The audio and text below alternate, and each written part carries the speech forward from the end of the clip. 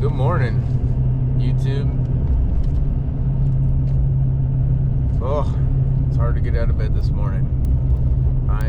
It's like 10 o'clock right now. I'm gonna try to get better at this. But it's the holidays still, so I mean, it's January 2nd. We just had a couple weeks of a holiday blur, so it takes a while to get back into the groove of things. I'm still a little bit new at this.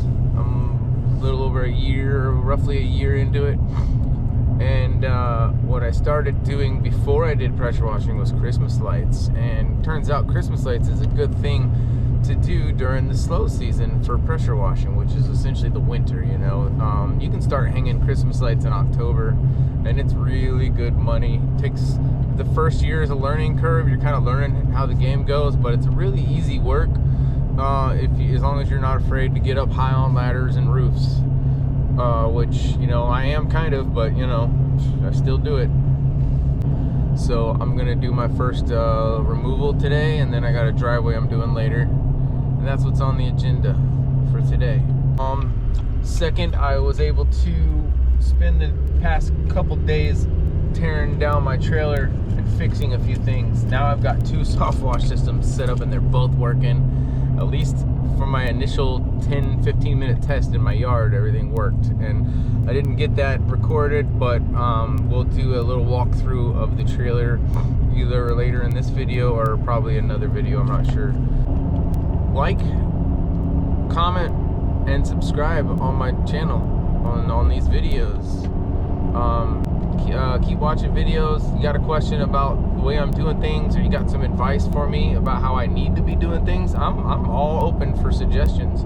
I actually want to hear your suggestions. So yeah, like, subscribe, and comment on my videos. Tell me what I'm doing wrong. All right, peace. Trailer rebuild day. Ripped this crap apart yesterday. I was watching Mike Fresh Rinse. He uses these 50 foot I'm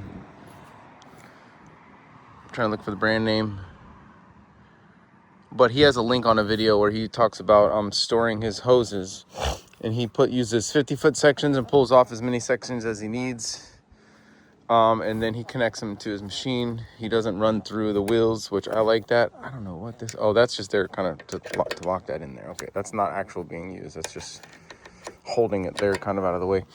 I got my 100-foot of water hose here, which is usually going to reach most people's houses.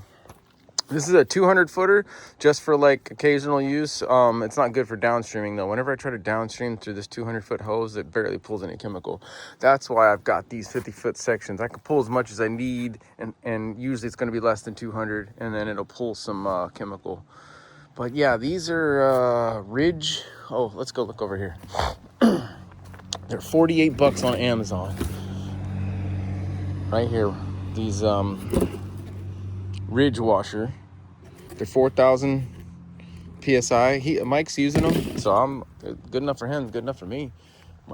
I always would shop for hoses that were 5,000 because DeWalt's 4,400. So, but I really think the 4,000 psi will probably be fine. So trailer rebuild is got my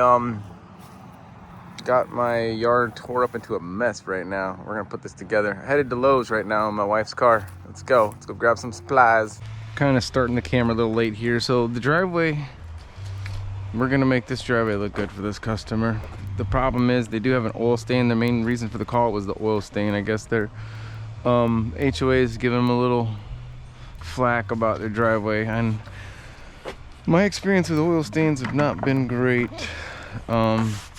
I get degreaser from the supplier, local supplier, and perhaps it works a little bit, but the research I've done, all the YouTube stuff I watch, is basically showing that this stuff's really hard to get out. I've heard that hot water machines are the way to go. I don't have a hot water machine. One of the driveways that I did several months ago was all about an oil stain they wanted me out there to work on. So I watched a bunch of YouTube videos on getting those oil stains out, and I came across one where a guy used gasoline, and I actually tried it, and not only did I think I got the oil stain out, but it also left and like a hyper cleaned area in the driveway. It might have like, it's just too much. It got it out too much. Degreaser? Oh, badass degreaser from Ameritech. Ameritech is the place I go to here in Tampa. I did a lot of work on my trailer over these past couple days, so maybe I can show you. So check this out. I put a couple dipstick tubes in. Now they're not sealed up yet. I'll get them sealed. Look at all this. So this is from my gas powered Softwash system. Obviously this one's going to my batch mix tank. This one's going to my water tank.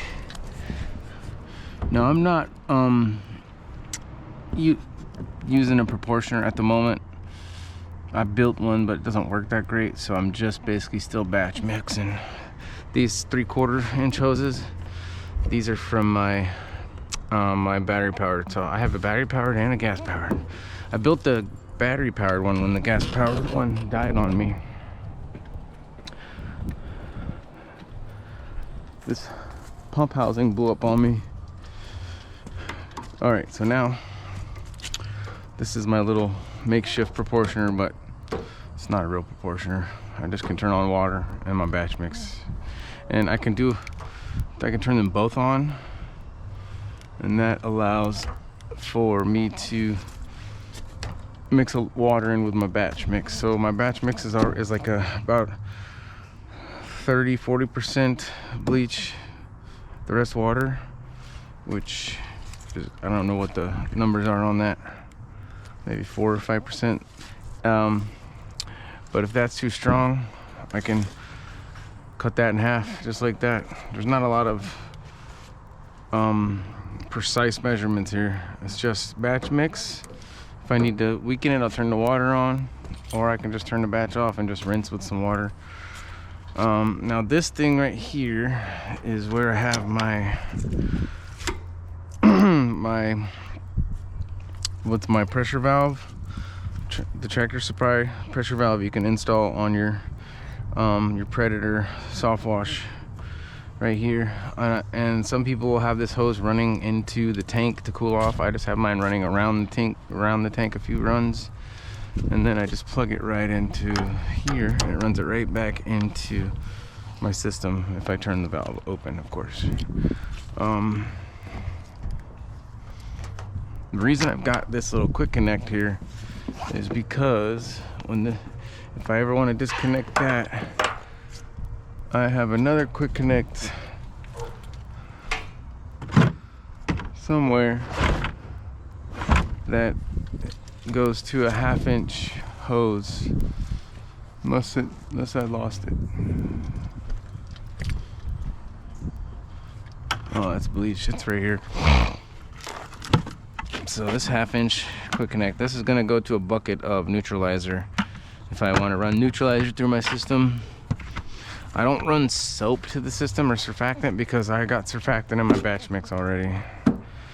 I just keep it all about the same. So also installed this inlet here for water, so I can, when I pull my water hose to the site, let's start out by doing that. Let's go ahead and get the setup going. Let me test out the new trailer setup. Make sure it's working. See if it really saves time for me. Uh-oh, what is this mess here? When you see this setup here, half the time you can't get those unscrewed. Oh, this time it's coming unscrewed pretty easy. But I could just be lazy and just hook it up to their hose. I think I'm gonna do that. Could be real lazy and just use their hose. But the other thing I'm excited about using are my crank wheel, my hose reels. If you remember in previous videos, I don't have a handle on them, so they're a pain in the butt to reel in. Well, I put me some handles, some redneck handles on there. All right, so let's pull this out.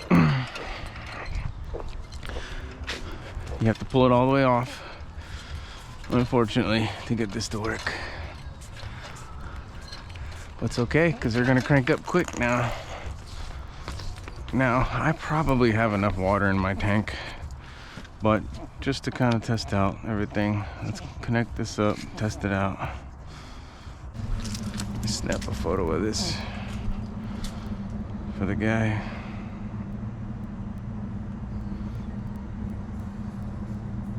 There we go, now I'm seeing soap. All right, that'll work.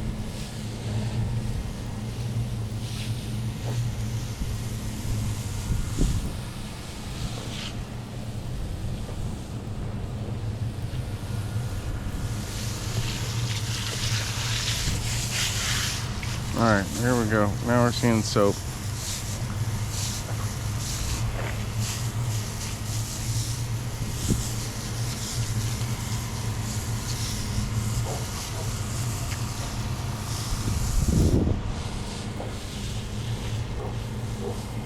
Again, I know that it's not usually soft washing you do on the driveway. I'm just using it to get the chemical on the driveway. My chemical is mixed with water. It's not just straight bleach or anything.